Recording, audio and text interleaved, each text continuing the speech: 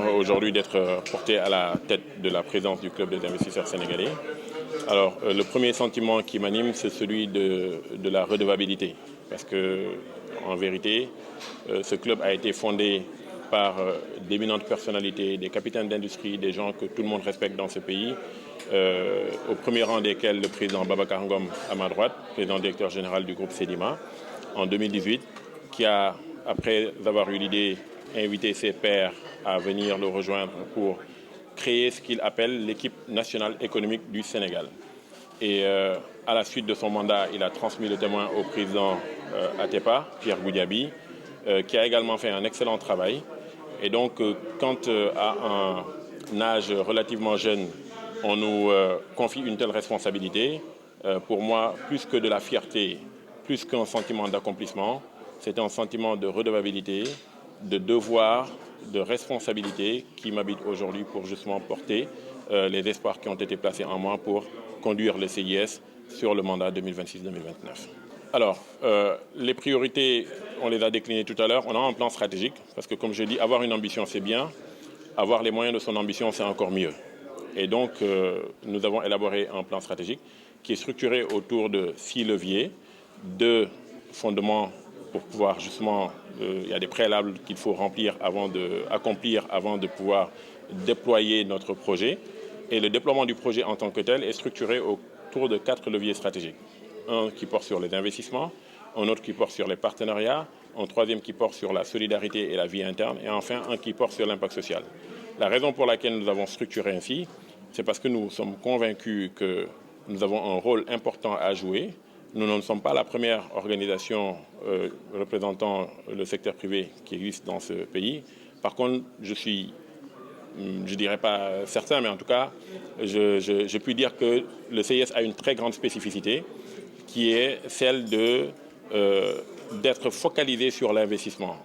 Non pas que les questions fiscales, de droit du travail, etc. ne nous intéressent pas, mais le patronat, tel que le CNP, tel que la CNES, etc. sont certainement très outillés pour ça.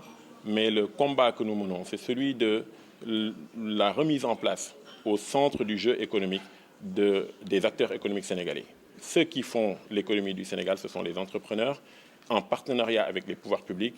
Il n'y a pas de politique publique qui vaille s'il n'y a pas une économie forte et résiliente. Et il n'y a pas d'économie forte et résiliente qui va pouvoir se développer ou être assise si justement cette économie-là ne repose pas entre les mains principalement des enfants de ce pays-là. Et c'est la mission première que le CIS se donne. Donc notre objectif à l'horizon 2030, ou notre vision à l'horizon 2030, c'est de devenir l'interlocuteur de référence de l'État du Sénégal dans tout ce qui est investissement stratégique, que ce soit d'ordre public ou privé, dans ce pays-là. Le levier, c'est la création de valeur, c'est la création d'emplois, c'est la création de richesses. Et je l'ai dit, encore une fois, ça nous ramène au rôle central que doivent jouer les entreprises sénégalaises. Et l'investissement sera un de ces leviers. Aujourd'hui, peut-être que la capacité de l'État à lever des financements peut être plus ou moins contrainte, et encore que nous voyons qu'il y a un plan de relance qui a été mis en œuvre. Nous avons vu le dernier Conseil des ministres dans lequel le premier point, en tout cas, je ne sais pas si c'est comme ça que ça s'est passé lors du Conseil, mais dans le compte-rendu qui nous a été présenté, le communiqué du Conseil des ministres, le premier point parle du secteur privé et la place qu'il faut donner au secteur privé national. Donc nous sommes convaincus que nous sommes là pour aider à activer ce premier levier de l'investissement. Nous avons la capacité, et ça c'est important à dire, j'aimerais que cela soit retenu. Souvent, on a tendance à penser que le secteur privé national, local, n'est pas capable de structurer des financements importants pour faire des projets importants. C'est une fausse idée. C'est une totalement fausse idée. Nous sommes capables de structurer n'importe quel type de financement pour n'importe quel type de projet. Mais si vous n'avez pas le cutus, c'est-à-dire le mandat pour être celui qui donne les ordres et qu'on vous met en situation d'être des sous-traitants dans votre propre pays, ça devient compliqué justement de pouvoir activer ce levier de l'investissement. Donc le premier levier, c'est celui-ci.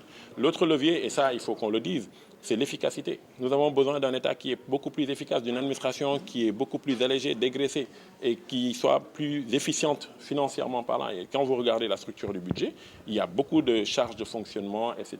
qui sont là, sur lesquelles il y a des leviers et c'est ça qui est intéressant. Non seulement ce sont des leviers d'optimisation pour réduire les charges de l'État, mais ce sont des opportunités de création d'emplois parce que faire certaines de ces réductions, il faut justement mettre en œuvre certains projets projet que nous, secteur privé, nous pourrions et structurer, et financer, et réaliser au Sénégal. Donc c'est un double effet positif, puisque on crée de l'emploi, on crée de nouveaux projets, mais en même temps, ces projets ont vocation à alléger les charges de l'État. Donc je pense que c'est quelque chose d'extrêmement positif. Ce sont ce type de leviers que nous comptons activer. Je l'ai dit tout à l'heure, dans un des leviers de notre plan, dans un des axes de notre plan stratégique, on parle de partenariat. Ce partenariat, il est pour qui? C'est le partenariat pour les institutions financières, les banques, etc. Parce que je vous le disais tout à l'heure sur la question de comment réaliser des projets, il faut avoir la capacité de structurer des investissements et des financements.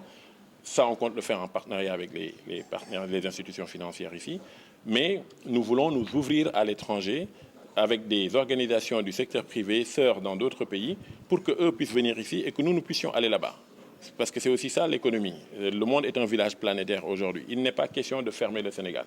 Les Français, les Chinois, les Turcs, les Russes, les Africains, tous sont les bienvenus au Sénégal. Mais la seule chose que nous disons, c'est lorsqu'ils viennent, qu'ils soient avec nous, en compagnie des investisseurs sénégalais, et que ce soit les investisseurs sénégalais, eu égard à la connaissance de l'environnement, à la connaissance de la culture, à la maîtrise des rouages locaux, qu'ils soient eux qui portent les projets. Parce que c'est ça qui permettra justement de débloquer les difficultés qu'il peut y avoir, etc. Donc ils viennent en partenariat pour compléter et on réalise les choses ensemble. Vice-versa, quand on va dans leur pays, ils seront les leads et nous serons derrière eux.